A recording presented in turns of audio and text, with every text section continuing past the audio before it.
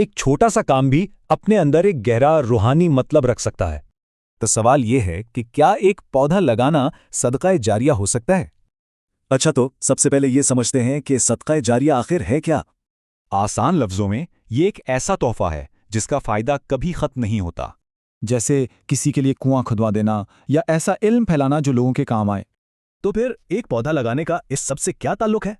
دیکھیں، ہر چیز کی شروعات ایک چھوٹے سے فائدے والے بیج سے ہوتی ہے۔ یہی درخت نسلوں تک لوگوں کو دھوپ سے بچاتا ہے اور سایہ دیتا ہے۔ اور صرف انسان ہی نہیں، جانوروں کو بھی اس سے کھانا ملتے ہیں۔ اور سب سے بڑھ کر یہ اس ہوا کو صاف کرتا ہے جس میں ہم سب سانس لیتے ہیں۔ اور مزے کی بات یہ ہے کہ وقت کے ساتھ اس کا فائدہ بڑھتا ہی جاتا ہے۔ اب ذرا درخت کے فائدوں کو صدقہ جاریہ کی تعریف کے سامنے رکھ کر دیکھیں۔ تو یہ بات بالکل صاف ہو جاتی ہے کہ ان دونوں میں کتنا گہرا تعلق ہے۔ پتہ ہے، صرف ایک بڑا درخت 4 لوگوں کے لیے آکسیجن بنا سکتا ہے۔ تو یہ صرف ماحول کا معاملہ نہیں بلکہ اس سے کہیں بڑھ کر ہے۔